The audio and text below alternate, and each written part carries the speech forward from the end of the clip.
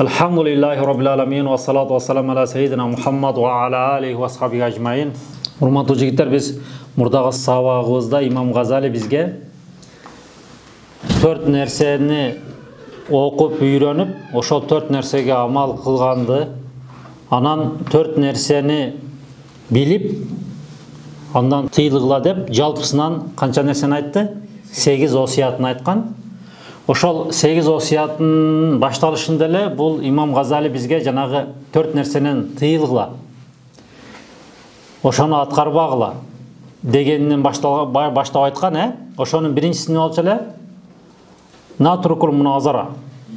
Жанагы илимий дискуссияны, эгер сен ага шартың болбосо, сенин илим билимиң мол болбосо, адеп ахлагың ошого жетип, руханиятың ошондой бир деңгээлге жетпесе, анда сен эмне кыл дейт? Илимий дискуссияны ташта дейт. Бирок качан сен илимий дискуссияны таштабайсың, качан ошо илимий дискуссияга сен катышасың? Эгер сенде 2 шарт табылса деген Имам Газали. Ошо шарттын биринчиси эмне деген? Изхарул хак. Акыйкат чыксын десе, акыйкат чыксын десең, анда эмне кыл? Ошо илимий дискуссияга чакыр. Айырмасы жок. Ошол сенден акыйкат чыгабы, же болсо сенин тушуңа келген илимий талаш тартыштан саңа мындай катышам деген кишинен акыйкат чыгабы, айырмасы жок. Ортодон бир акыйкат чыкса, Куран менен сүннөтү дагы түшүнсөк деген ниетте болсо, анда эмне кыл деген? Илимий дискуссияга катыш деген. Ал эми экинчиси, эгер жанагы илимий дискуссияда тиги экинчи жак келсин, мен ага өзүмдүн далилдеримди көрсөтөйүн, мактанайын дей турган болсоң, анда эмне кыласың? Илимий дискуссия кылбайсың. Эгер кокус ошондой болуп калса дагы, аны элдин арасында аны басмырлап, сындырбай, акырын чекеге тартып туруп, сен ал жерде мындай нерсени айтып атасыз, урматтуу дамылам, Куран менен аятта жок, хадисте жок, зекет тууралуу антип койдуңуз, мынтип койдуңуз деген нерселерди акырын четке чыгып туруп эмне кыласың? Айтасың. Ошондуктан жигиттер, биз азыр сабагыбызда делечи, кээ бир балдар мисалы эми мал аксагы менен толук болот дегендей, кээ бир балдар жакшы окубай же болсо тартип бузгандар болот да, көрүп эле жүрөсүңөр. Анан биз ошолорду элдин, окуучулардын арасында, ата-энелердин астында ошол уят кылбай, акырын четке тартып, өзүбүздүн мугалимдер комнатасына кирип сүйлөшүп атпайбызбы? Бул дагы эмне экен негизи? Шариятыбызда бар нерселер да. Бул эмне дегенбиз? Биринчиси дегенбиз. Ал эми экинчисин айтканбыз. Экинчиси натрукул ал-ваиз. Имам Газали бул жерде, эгер сен ошол элге айткан насааттарың, элге айткан илимиң, билимиңди өзүң иш жүзүндө аткарбасаң, анда сен ошондой насаатчы болбо деп айтып атат да. Эртең акыретте анын балеси болот да. Чындап эле мына карасаңар, өзүң элге чыгып сонун аят хадистерди түшүндүрөсүң, башка болот. Элди такыолугула деп элге айтасың, 5 убак намазды калтырбагыла, багымдатты калтырбагыла, тахажжудду калтырбагыла дейсиң, бирок өзүң аны өзүң жашооңо неме кое албайсың. Өзүң жашооңдо иш жүзүнө ашыра албайсың. Анда эмне болот чындап эле? Акыретте барганда суракка тартыласың да. Туурабы? Ошон үчүн эртеңки күндө иншалла айтып болбойт. Кудай Таала тагдырыңа жазганды көрөсүң дейт го. Араңарда мисалы көпчүлүгүң келечекте алым болосуң, көпчүлүгүң бизнесмен болуп кетишиң мүмкүн, көпчүлүгүң араңарда муфтий болуп калышыңар мүмкүн, туурабы? Ошондой да. Тагдырыбызды билбейбиз да. Кокус ошондой бир немелер келип калса жигиттер, элге насаат айтардан мурун эмне кылабыз? Биринчи, өзүбүздү ошол айтып аткан сөзүмдү мен иш жүзүнө өзүм аткардымбы, жокпу деп ошону өзүбүз изилдеп туруп, анан эмне кылабыз? Элге айтабыз. Бул экинчиси болчу. Эми бүгүн урматтуу жигиттер, бүгүн үчүнчүсүнө өтөбүз. Үчүнчүсү васалис мимма тада алла тухалиту умара ва салатин вала тарахум. Имам Газали айтып атат, сен жанагы эл башчы, журт башчылар менен, жалаң гана ошолордун арасынан өзүнүн курсагын ойлогон, өзүнүн кызыкчылыгын ойлогон, эки жүздүү башчылар боло турган болсо дейт. Ошондой башчылар боло турган болсо, сен алар менен аралашпагын дейт да. Күнүздө андайлар көп жигиттер. Туурабы? Эми Аллах разы болсун, жакшы иштеп жаткандар да бар, эл үчүн жанын берип, өзүнүн жашоосун эл үчүн арнап, Бирок арасында жанагыдайлар болуп кала турган болсо, анда алар менен эмне дейт? Аралашпагын дейт Имам Газали. Лианна ру'ятахум ва маджалисатахум ва мухалататахум афатун азиматун. Эгер ошондойлор менен сен отуруп калсаң, анда чоң бир бале болушу мүмкүн дейт да. Эми карагыла, Имам Газали айтып атат, рахимахуллах, валау уптилита биха. Эгер сен ошондой менен айла жок ошол нерсеге барып калсаң, мындайча айтканда, сен ошол эл башчы, журт башчылар менен олтуруп, ошолор менен чогуу иштешип кала турган болсаң, даанка мадахакум ва санаахум.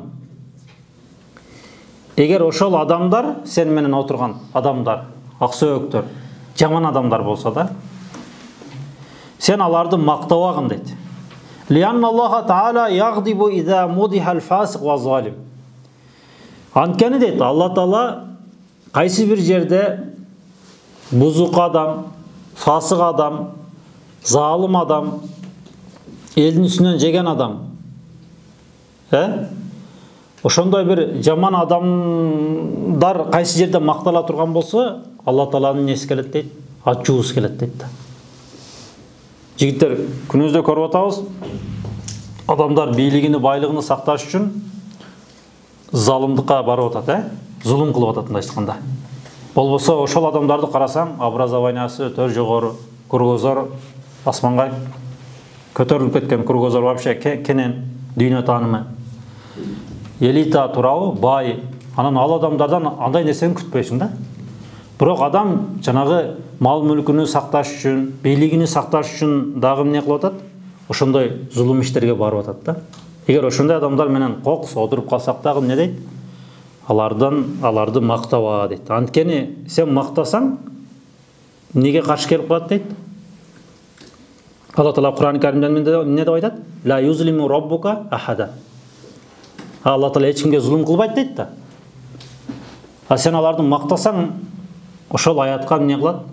Туура эмес келип калат. Анткени Алла Таала эч кимге зулумдук кылбайт.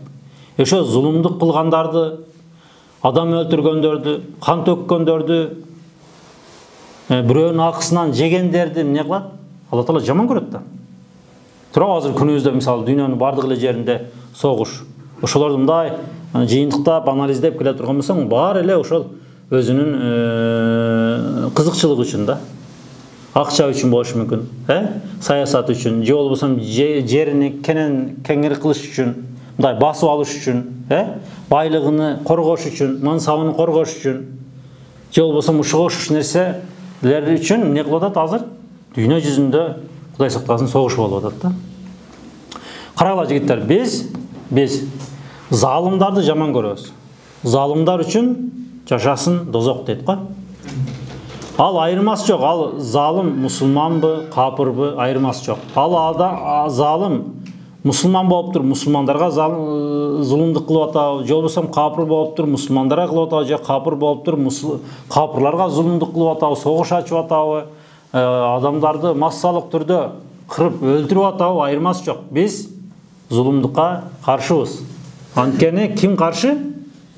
Алла Таала каршы. Пайгамбарыбыз каршы. Алла Таала Кур'ан-ы Каримде бисмиллахир-рахманир-рахим. Аля ла'натуллахи аля залимин. Алла Тааланын каргышы кимдерге болсун дейт? Залымдарга болсун дейт. Башка бир аятта инналлаха ла яхди ал-кавма залимин. Алла Таала залым болгон коомду туура жолго эмне дейт? Баштабайт дейт.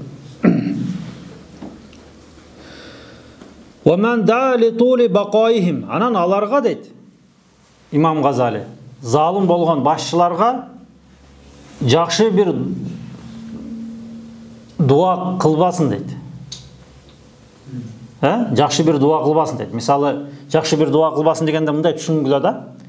Аллахым, ушулардын ишине неме, эгер жакшы адамдар болсо да, ишине ийгилик бер деп дуа кыла бересиң. Бирок эгер жаман болсо дагы аларга неме деп дуа кыласың. Аллахым, ушуларга хидаят бергин, туура жол бергин, элди ойлосун, Кудайдан корксун деп аларга дуа кыла бересиң.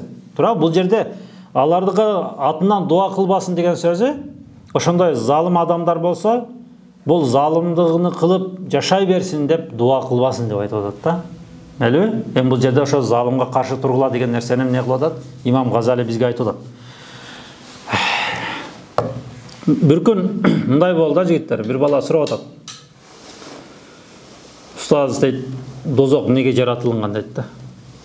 Анан ага сен дозок жаратылган, азыр бар, анан хилафил муътазила биздин акыйдабызда бар, анан муътазилардын мазхабында ал нерсе жок. Анан бул түбөлүктүү калат деп жанагыдай илимий сүйлөсөң, ал жерде мындай туура келбейт да. Ал баланын негизги максаты аны сурагандай болгон жок да магачы.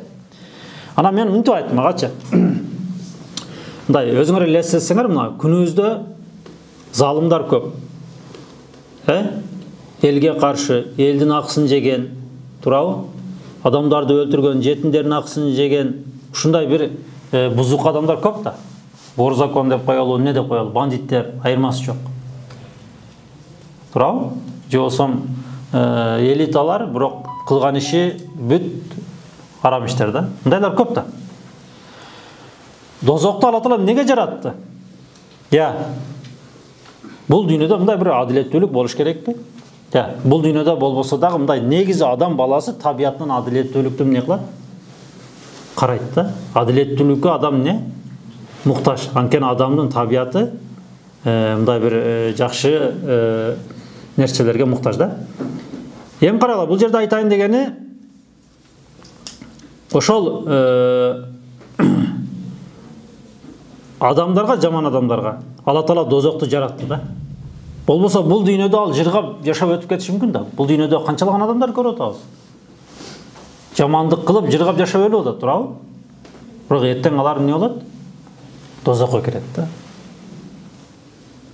Түшүнүп атасыңарбы?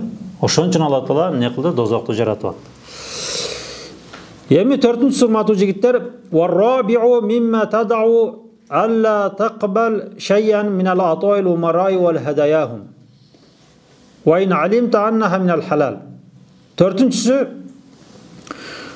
ошол жанагы жаман эл башы, журт башчылардын белегини кабыл алба дейт. Эгер сен аны адалдан тапканын билип турсаң дагы дейт. Эмне үчүн айтып атат? Ошолорго барып суктанып, ошолорго барып пахта коюп, ошолорго барып комментарияларды жадырып, ошолорго барба дейт да. Неге? Муктаж болуп. Муктаж. Ошолорго муктаж болгондой болосуң, Дагы сен эгер диний статусуң болсо, тигилерге барып туруп, ошондуп неме кылып суранып отурсаң, анда эмне болот дейт? Юфсиду дин бузулган, диндин жанагы бузулушуна себепчи болот дейт да. Мындай айтканда бул жактан көргөн адамдар эмне кылат дейт? Алымдар дагы ушундай ишти карап атат деп, сага эмес дейт, ислам динине асылат дейт да. Мындайларды көрүп эле жүрөбүз, Пайгамбарыбыз өзүнүн хадисинде, хадистин маанисинде адамдардан эки топ бар дейт. Булардын бирөөсү журт башчылар, экинчиси алымдар. Эгер ошол эл башкаргандар менен алымдар бузулса, эмне бузулат дейт? Коом бузулат. Эл журт бузулат дейт. Аллахым баарыбызды зулумдуктан сактасын, залымдардан сактасын. Алла Таала Кур'ан-ы Каримде өзү айткандай: "Ла'натуллахи аля залимин", залымдарга Алла Тааланын каргышы болсун.